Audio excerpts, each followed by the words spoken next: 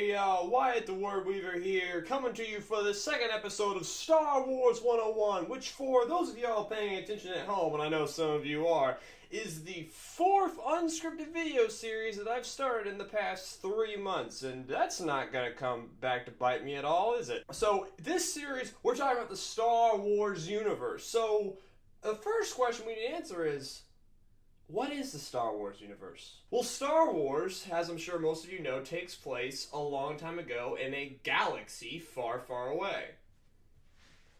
So let's talk about that galaxy.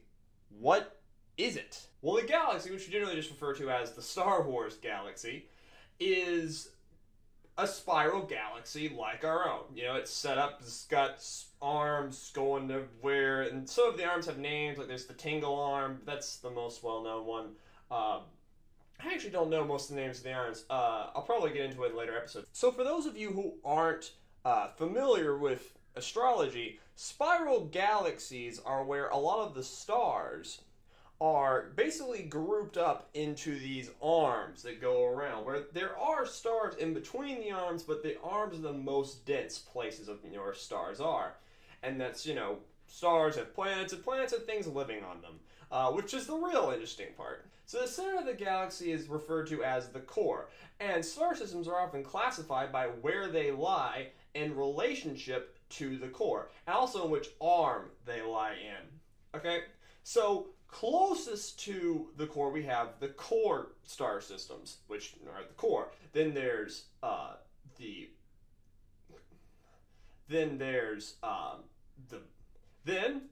mid rim, and then the outer rim. That's the general basics of it. Core, mid, outer. All right. Now, there is what's known as the inner core, which is very, very close to the center of the galaxy. And now the inner core isn't very heavily traveled.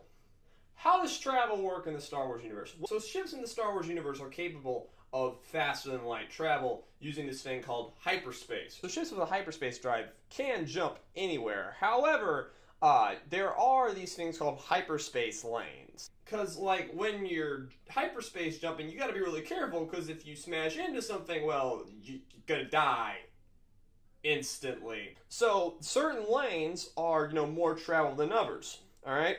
There are trade routes throughout the galaxy. And as it happens, the inner core is kind of unstable in where stars are, and so hyperspace lanes are risky to travel upon, and thus these planets are less frequently visited, especially in the modern period that the movies take place in. So the core planets is where a lot of the huge classical worlds lie in. Coruscant, which is the home world of the Galactic Republic, it is the capital of the Republic, which, by the way, the Republic in several forms, I'm not going to get into the whole government system right now, is the main dominant political system in the Star Wars universe for the majority of the timeline. Right? There are certainly other systems, some in opposition to the Republic, and sometimes the Republic gets replaced, but generally all of the planets, you know, come together, they form the Republic of Planets, and their capital, where the government is on Coruscant. And Coruscant is, of course, a core planet, because, you know, it's centrally located. So the thing about the galaxy is that it's big, and there's the outer rim, and there's certainly planets past the outer rim, and generally as you go far and farther out from the center, things get less and less charted. And in the early days of the Republic, entire swaths of the galaxy were unmapped. Unknown regions. Huge chunks of the outer rim and even the mid rim were unknown. So there were uncontacted races of people living in those areas. And this allowed whole empires and civilizations to rise up and become smaller governments to the Republic. And when we go into the history of the Star Wars universe, which is going to be dozens of episodes from now because we got a lot to lay down before we get to that, we're going to see a common trend in the Star Wars universe is that you've got this central government, the Republic, at the core, and there's this sort of evil or opposing force on the outer rim and the outer reaches that is slowly gaining power for an attack on the core. that the Republic does not know about. All right, and that happens several times in the Star Wars universe, as we will see when we study the timeline. Star Wars history is rather cyclical, which is actually perhaps the biggest idea in the entire franchise, but we'll get to that when we get to that. So, the Republic controls a lot of space. A lot of space is controlled. So, for most of Star Wars history, the Republic controls most of the center of the galaxy. Perhaps there's some empires and things on the outer planets. There's also Hutt space. Now, the Hutts are a faction that we will talk about in a lot of detail. But just for now, know that the Hutts are very powerful and that they control a whole swath of star systems. The Hutts, the only thing you really need to know about the Hutts right now is that they do refer.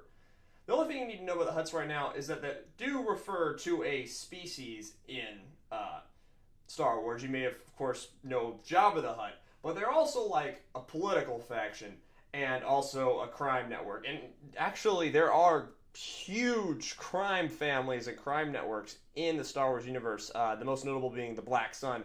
And some crime networks even control groups of star systems. But again, the Republic is generally dominant. So, we've talked about the construction of the galaxy, stars, hyperspace lanes, the general places where people are. Okay, so, last thing. Things live in the galaxy. Many, many, many planets are populated by sentient species that all evolved in their own, home worlds and then went off and joined the Republic. Okay? They generally keep themselves, or they, spread out and colonize other worlds. Now, humans, I'm not going to make the statement that humans are the most populous species in the galaxy. However, Star Wars tends to focus on human characters a lot because, you don't need to put anyone in makeup. So, tons and tons of planets are dominated mostly by humans. Now, these include Alderaan, Corellia, Coruscant, and many, many others. But for now, all you need to know is that most species, and we will get into plenty of the species in this series, do have one homeworld. Some species share a homeworld, like, for instance, the Quilaren and the Mon Calamari share the homeworld of Mon Cala, I believe. Yeah. But most species have a single homeworld, though, to my knowledge, humans do not have one. Though if I had to bet on one, I'd say it'd be Alderaan. Don't hold me on that. If anyone knows, please throw it in the comments. And that's going to do it for this video. So, I think that was pretty good. Follow me on Twitter for... you never really know what you're going to get with my Twitter. I can be contacted at an email address. Share this video if you want to spread the gospel of Star Wars, and I hope you found it interesting and useful. Give me some feedback, what you like, what you didn't like. Again, if you're a lore master and you want to throw some knowledge in there, please do. This is an educational series, and I'm hoping to, inspire more people to get just really into the Star Wars universe, because I find it obviously extremely rewarding, and I hope you do too. Alright, may the Force be with you guys.